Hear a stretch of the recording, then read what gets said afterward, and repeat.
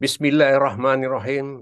Assalamualaikum warahmatullahi wabarakatuh. Salam Waalaikumsalam. sejahtera untuk kita semua. Jumpa kembali di channel khusus kesehatan Ngobrol Sehat bersama Profesor Delvi Trimunir. Sahabat sehat sekalian, kita mengenal penyakit telinga berair. Memang sebagian besar penyakit telinga berair ini disebabkan oleh infeksi saluran pernapasan seperti flu biasa dan lebih banyak terjadi pada anak-anak karena memang struktur anatomi dari saluran yang menghubungkan antara telinga tengah dan tenggorokan itu agak lebih pendek dan lebih lapang dan lebih datar sehingga gampang sekali kuman dari tenggorokan masuk ke dalam telinga tengah.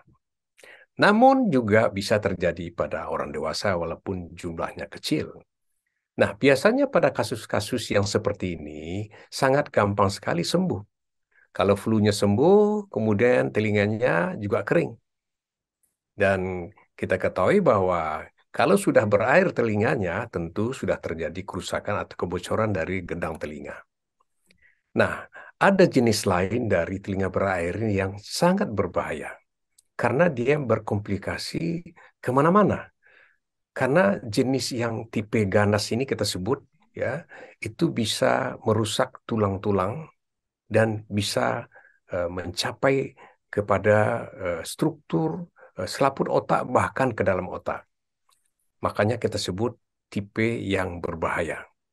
Nah, tipe yang berbahaya ini sebetulnya bisa juga disebabkan oleh gangguan daripada proses infeksi saluran pernafasan. Tapi tentu prosesnya berlama-lama, di mana saluran yang kita sebut dengan tuba Eustaki tadi yang menghubungkan tenggorokan dengan telinga tengah itu tersumbat berlama-lama sehingga terjadi tekanan negatif di telinga tengah. Inilah yang menyebabkan tertariknya gendang telinga ke arah dalam sehingga membentuk kantong berlama-lama mungkin bertahun-tahun sehingga terbentuk suatu jaringan yang kita sebut dengan kolesteatom. Nah, kolesteatom inilah yang bisa merusak jaringan bahkan tulang di sekitarnya. Bisa juga disebabkan oleh memang kolesteatom itu sudah terbentuk dari lahir, ya. Karena memang kolesteatom ini merupakan epitel yang seharusnya berada di permukaan tubuh. Ketika pertumbuhan selama proses di embrio dan janin, maka dia kececer di dalam tubuh sehingga dia terperangkap dan dia akan tumbuh terus sebagai kolesteatom. Bermacam-macam penyebab. Ada juga yang menyebabkan tumbuhnya kolesteatom ini akibat dari proses infeksi yang disebabkan oleh flu tadi. Tapi berlama-lama berulang-ulang sehingga mukosa atau selambut lendir di telinga tengah itu berubah dia. Ya, terjadi metaplasia sehingga juga terbentuk kolesteatom. Sahabat sehat sekalian, kolesteatom sampai hari ini belum ditemukan obatnya.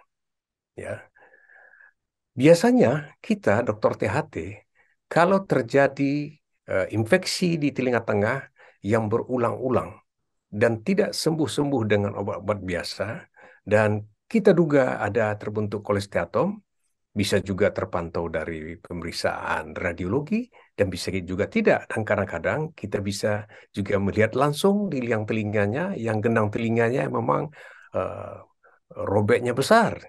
Dan biasanya kalau yang tipe yang ganas ini, liang telinganya robeknya sampai ke pinggir. Kita sebut dengan tipe yang marginal. Nah, ini merupakan tanda-tanda suatu tipe ganas dari suatu infeksi telinga tengah. Pengobatan yang ada sampai hari ini adalah dengan operasi. Ada masalah setelah operasi, kadang-kadang bisa kambuh juga. Sehingga jenis operasinya pun berbeda dengan operasi yang tipe yang biasa, yang jinak. Banyak struktur di telinga tengah itu yang memang kita hilangkan untuk dengan tujuan agar kita bisa membersihkan semaksimal mungkin sel-sel atau jaringan kolesteatom di telinga tengah supaya tidak kambuh lagi. Tetapi walaupun demikian, sering juga masih kambuh, sehingga perlu dilakukan operasi yang berulang-ulang. Nah, kita di Fakultas Kedokteran USU sudah melakukan penelitian mencari obat-obatan yang bisa menekan atau menghambat pertumbuhan daripada kolesteatum ini. Salah satu penelitinya adalah dosen FKUSU, Dr. Dr. Hari Agustaf, spesialis THT konsultan. Beliau sudah hadir bersama kita pada hari ini. Assalamualaikum, Dr. Hari. Waalaikumsalam Prof. Del Fitri. Ya, Alhamdulillah, sehat-sehat ya. Baik, Ya, Prof. Dr. Hari, kita akan pengen tahu ini, ya, sahabat sehat kita sekalian ini. Biasanya nggak ada itu obat kolesteatom, hanya operasi saja. Itu pun sering kambuh juga gitu.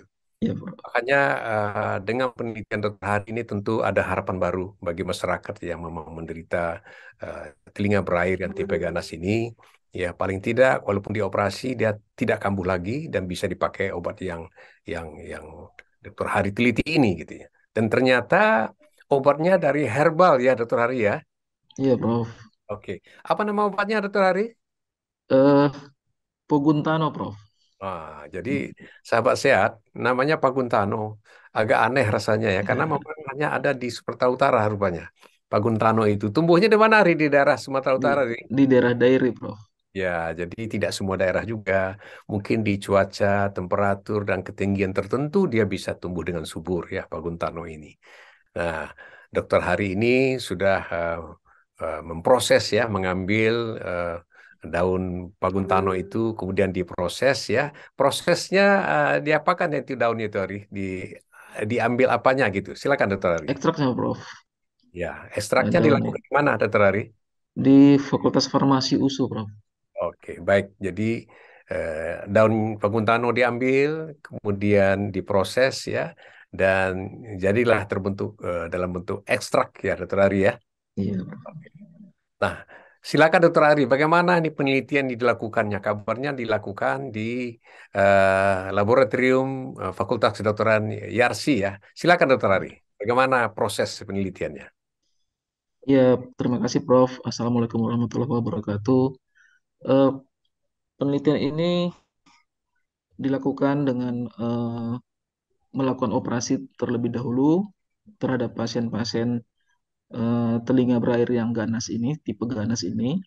Lalu dari telinga itu diambil jaringan jaringan eh, kolesteatoma itu. Nah, dalam hal ini yang diambil adalah pembungkusnya yang kita sebut dengan matriks. Lalu matriks itu dibawa dari rumah sakit, kita bawa ke laboratorium tersebut, ya, di mana itu harus sampai dalam waktu 4 jam.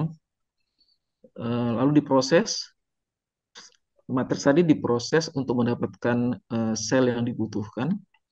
Lalu sel itu diberi perlakuan, ya, dan alhamdulillah hasilnya cukup baik, Oh, cukup signifikan. ya, baik. Jadi kolesteaternya diambil dari rumah sakit, dibawa ke laboratorium, dan Iya, kita tahu bahwa bagian yang diambil bagian selaput luarnya ya, matriknya ya, Ri, ya. iya, Nah, Prof. dari matrik itu bagian sel apanya yang diambil, Dokter Ari? Sel keratinosit, Prof. Oke, jadi memang kalau di matrik itu ada dua jenis sel ya, satu fibroblast, satu keratinosit. Jadi Keratinosit, yang kita ambil ya keratinosit ya, kemudian keratinosit. di laboratorium ya di apa dibiarkan ya, Dokter Ari ya, Iya, dibiarkan. ya dia akan tumbuh gitu ya. Iya, Dia akan tumbuh, kemudian eh, dibagi beberapa kelompok ya. Ada iya, yang diberikan Pakuntano, ya, untuk kita iya, perlakuan. Ada yang tidak diberikan, ya, iya. Dokter.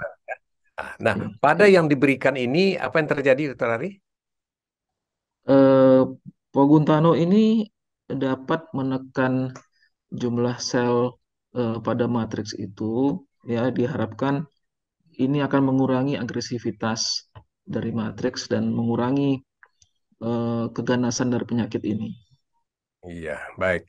Ternyata setelah diberikan ekstrak Pakuntano, sel matrik itu eh, eh, tumbuhnya berkurang atau ditekan tumbuhnya gitu ya. Dan jumlah sel yang tumbuh itu berkurangnya sa- cukup signifikan dibandingkan dengan eh, yang tidak diberikan Paguntano, sehingga disimpulkan bahwa Paguntano ini bisa digunakan untuk pengobatan lah ya, untuk Ya. pengobatan kolesteatom paling tidak bisa menekan laju perkembangan dari kolesteatom. Gitu, Dr. Ari ya.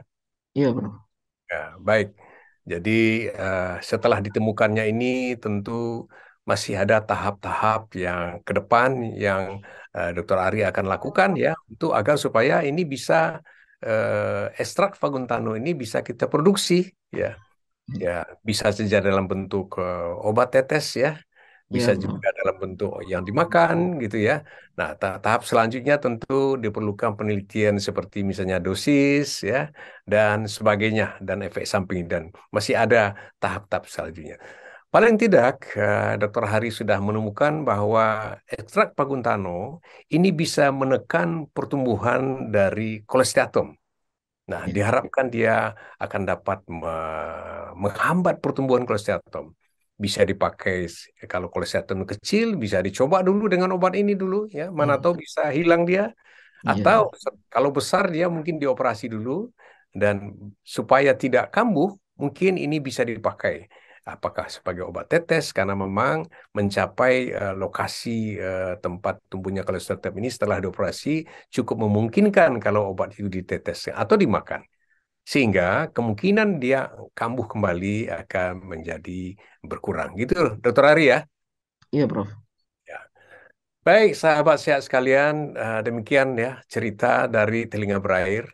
Ya, ada dua jenis memang. Yang biasa saja itu memang lebih banyak ya, dan itu sembuh sendiri.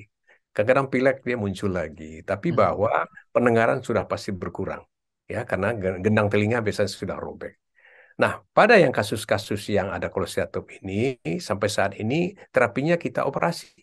Nah, kita harapkan dengan obat penemuan Dr. Ari ini, setelah operasi paling tidak nanti kita berikan obat supaya tidak kambuh kembali. Karena memang sifatnya kambuh, satu sel saja tertinggal, dia akan kambuh lagi. Oleh sebab itu, mengoperasi pun tidak sama dengan operasi biasa. Kita harus pakai mikroskop, sehingga memang dibersihkan sebersih mungkin. Jangan ada tertinggal satu sel pun, agar tidak terjadi kekambuhan dari penyakit.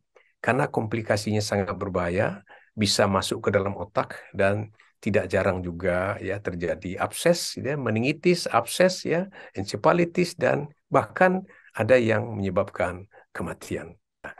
Semoga diskusi kami ini bermanfaat untuk kita semua dan kita terjaga dari segala penyakit, terutama infeksi telinga tengah yang bergejala telinga berair.